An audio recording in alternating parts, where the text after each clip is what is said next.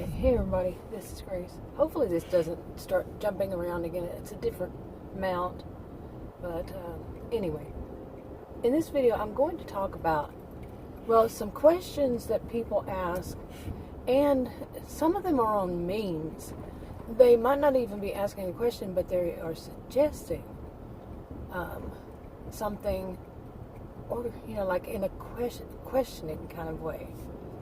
Does that make sense? Maybe. But one of them, at first I just had skimmed it, and then I saw the first part of it, and it was something about how do you handle their lies, narcissistic people. And then I read it on, and it, did continue to, let me go through this one first. Okay, now, how do you handle their lies? Now, I've known, I don't consider them all narcissistic. People who are abusive. And as I keep saying recently, it could be just a stage I'm going through, but at my age, of seeing that the histrionics, one of the other cluster Bs, like narcissistic personality disorder, but the behaviors, I'm not talking about diagnosing, but the behaviors of the ones who are more histrionic, that they are the worst. Seriously. And this will go to in both of these two parts. First is, how do you handle their lies? Okay. Now, I don't like it if anybody tries to give you one answer, and that's all you have to do is this. Because no, not every situation is the same. No two situations are the same. No two people are the same. And nobody knows all the situations possible. And why are they lying, But how would you handle their lies when they constantly lie? Well, you already know they're a liar. I mean, you've already come up with that idea, determined that they're a liar. And what do you do when anybody lies? It doesn't have to be a narcissistic person. Okay. Now, some would suggest things that could be dangerous, and this is how I'm going to answer this. It can be dangerous. Okay, if, how do you handle their lies is to tell them they're lying. That can be dangerous. And danger isn't just physical, but yeah, it could be. And, or if you say, just that you know it, that this is their habit. So what do? Do you just not trust everything anything that they say? I mean, some of them I have seen in my lifetime, they will lie about anything. I mean, things, pathological kind of lying, habitual, just bizarre. That nobody would say, why would they even, nobody wouldn't say. They would say this. Why would somebody even lie about that? But, that could be a form of gaslighting too. I can see it that way. But anyway, and the rest of it was, how do you handle their lies? The rest of it was when it's a smear campaign. They didn't put it as a smear, say those words, smear campaigns, but they lie and tell other people lies about you, and then you basically lose friends and such from it. Okay, this thing is just not going to be right. Okay. But I'm going to continue to ask this, asking somebody how do they handle it, or how should you handle it. Again, all these situations can be, they're going to be different, and it can be dangerous. So, and such like when somebody's doing a smear campaign behind your back, what could you do? Or if you go and tell everybody that they're lying, it can be dangerous. So what would a person do to, protect their reputation, basically? So, and that's very tough. I have been through that smear campaign, I would say, my whole life. Pretty much, I would say my whole life, yeah. From right after birth, or, right when I was a kid, I can remember it. I can remember the first time going, what? I mean, a little kid saying, that's not at all it. And that continued the rest of my life. And the thing about it is the people who are, to me, now this is not 100% across the board, but the people who are going to believe it, are they really in your life that much that they would believe it, distrust you, believe the other person, what they say about you, when it goes totally against what your character is? Now here's a problem with that, is we all know, like, narcissistic people, and we don't, maybe not all of us, but narcissistic people, they have a mask on. These kind of narcissistic histrionic people, these types, they have that mask on, and when the mask slips, and you see their true colors, well, they can say that is the same about you, and that's a problem, because the more people know this, the more people might suspect that you are doing that to them too. That you are one of those who does that. Yeah, that's a big problem. Okay, and you can imagine how it could be very dangerous, all of it. If you go and counterattack, say, no, they're actually the one that does this, and no, yeah, it's being put in one of those positions where, for some, in my experience in life, I'm not a very weak person, is that no matter what, if they want to smear you, it's going to happen. Okay, you can be the best person in the world, and people, that know you, they'll see the other side, because that person is so manipulative, so, and they that's why I say, I see this as the histrionics, not, or you could say narcissistic histrionic win, but they're really good at acting. Histrionics, they are very theatrical. They think that their life is a stage, and they're the main actor or actress.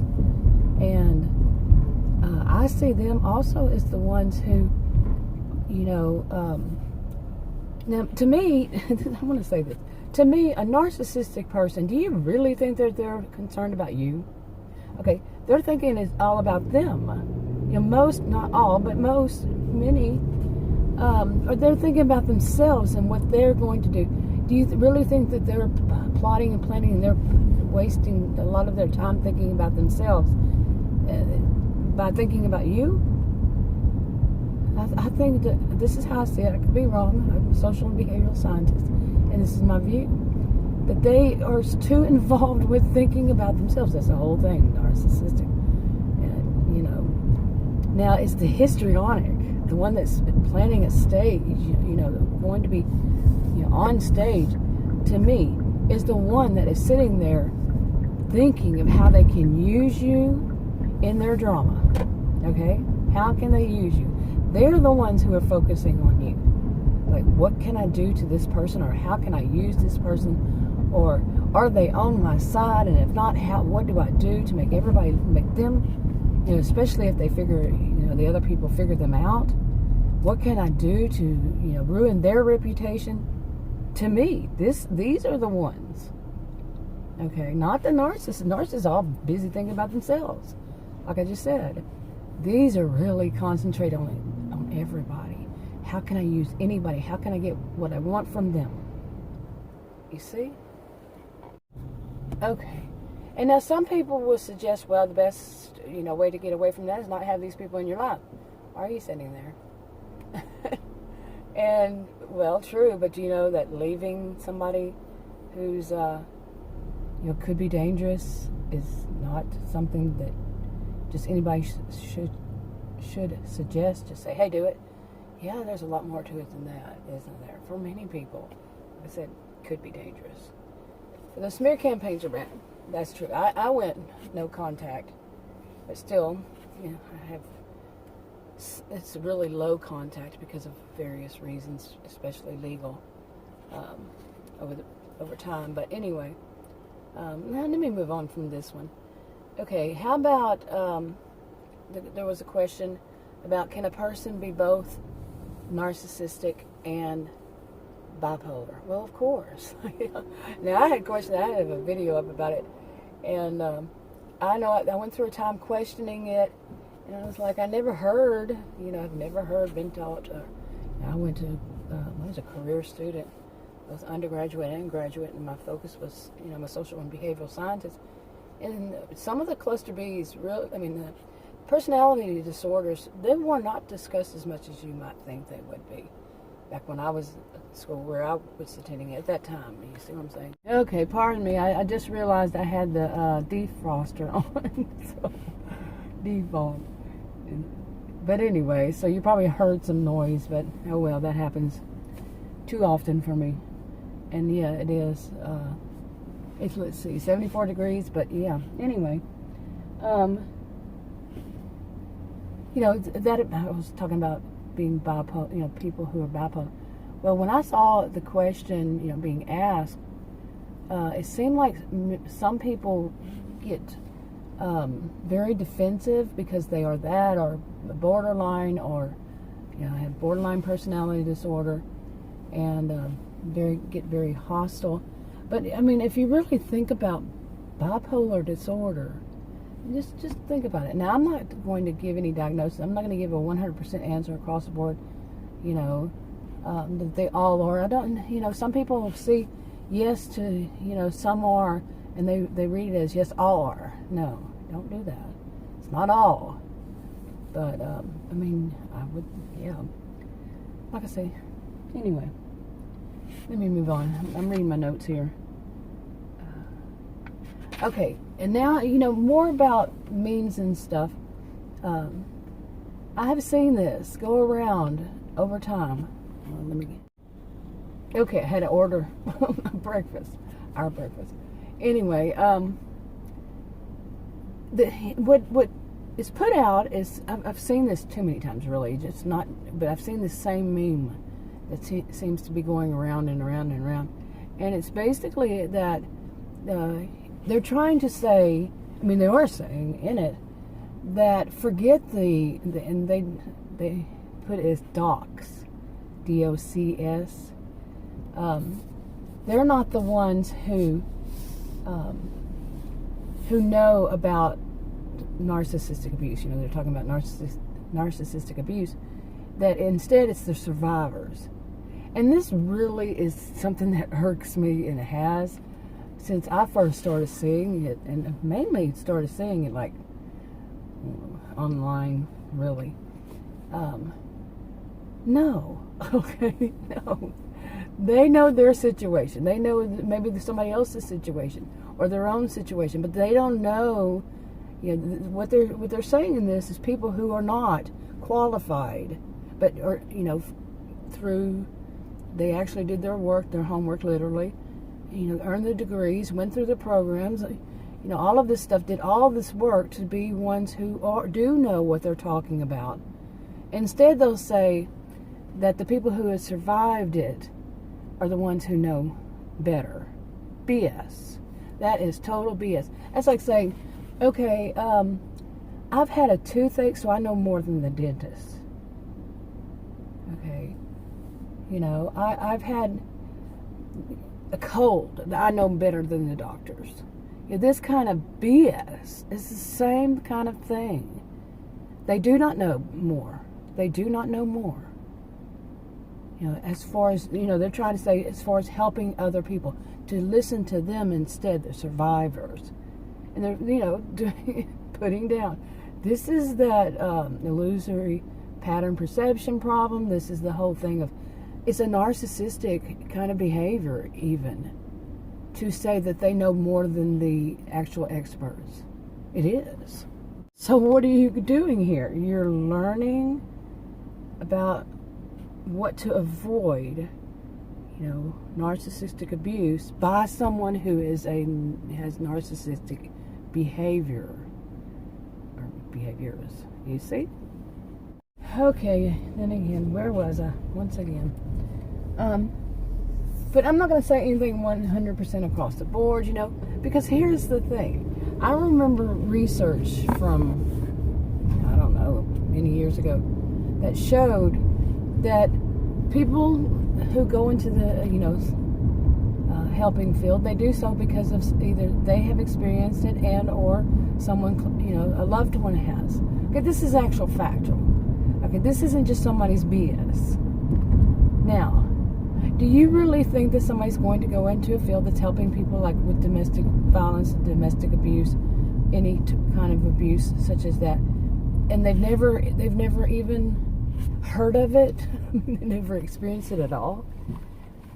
And so you're going to listen to people who have the narcissistic behaviors and say, we know better than the professionals. Okay, why? Your purpose, but I understand that some people will, because these are manipulative people. They do know how to talk the talk. They don't walk the walk. They just talk BS. So, it's been a pet peeve of mine. I was totally shocked when I saw how prevalent it is, how many people do it and get away with it, and don't face any consequences to what they're doing. In fact, they just thrive on lying and manipulating and cheating the system. And you see what I'm saying? Now, it does depend on where you live, what is regulated, what's not, what's licensed, what's not, it's not a one-size-fits-all kind of thing across the board over worldwide. So that's something a person needs to check into. But now, just talking about just people who just say that they know better, think about it, okay? I'm not here to give anybody any advice, counseling, none of that. But seriously, when people start to say that they know better than any kind of expert or any kind of professional who has actually done their homework, went and did everything, they paid their dues. When somebody who has not, that's a big, major red flag waving around right in front of your nose. Okay, which is a segue to the next, another one, is that people are putting out these memes that basically say that because that you really want to see the good in people, that you ignore the red flags. Now that can happen. Yeah, that can happen. Some people, they really want to see good. But there's a suggestion there. And some people will even respond in this way and say, I don't trust anybody. I don't believe that anybody has any good in them. Everybody is bad. That's, one of the extremes, some people go from one extreme to the other, forgetting that there can be middle grounds, and there usually are middle grounds. Many points in between. But that worries me, that people want to say, put it out there like that you're going to not see red flags because you want to see good in people. Okay, why is nobody going in any direction? Okie dokie. But anyway, so that kind of thing, when people put out these things, and of course your memes are short usually, but to make something that seems so, and they'll have like a cute little background, some of them will, but to be so like solid, so this is it, period, and people might see it as something popular. That's not a good thing. How is that helping people? Yes, in a way it's helping people to say that you might ignore red flags. But the suggestion, I'm talking about the ones that I have read, suggestion is not to trust that anybody has a good side. And we all, not all of us, but many of us know that, like I was talking about earlier, they're masked. Okay, yes, there are people that, but are you ignoring red flags, or are they just not waving them yet? See what I'm saying? They're doing their best behavior. I remember talking about this way back in my, I'd say 20s, talking about people who, were wearing a mask, and just generally. So I've been talking about it for many, many, many years. But that doesn't make me an expert. Okay, I don't believe in experts except very few, because it's hard to know everything about, I don't use the word, I should say, and to know everything there is about any given topic, unless they create the topic themselves. But no, we do have people who are very knowledgeable. They've done their work, like I said. I don't know why I was talking about that. That disturbed me because they changed the lines on the street back there. I gotta remember that. Yeah, we didn't turn into that far lane. We turned into the middle one until just recently? Yeah, it kind of threw me off there. I mean, I've been doing this for like 20 years, so suddenly it's changed. All right. Disturbing. Not disturbing. But, okay, I think I had one more. Okay, and also, somebody had put up something about basically what it was somebody who is sadistic. They get a thrill out of hurting other people, causing other people problems, and things like this, And we're talking about the ones that are emotional, psychological, in this respect. Just doing things that are, cause people problems along this line. But it reminded me once again, I better slow down.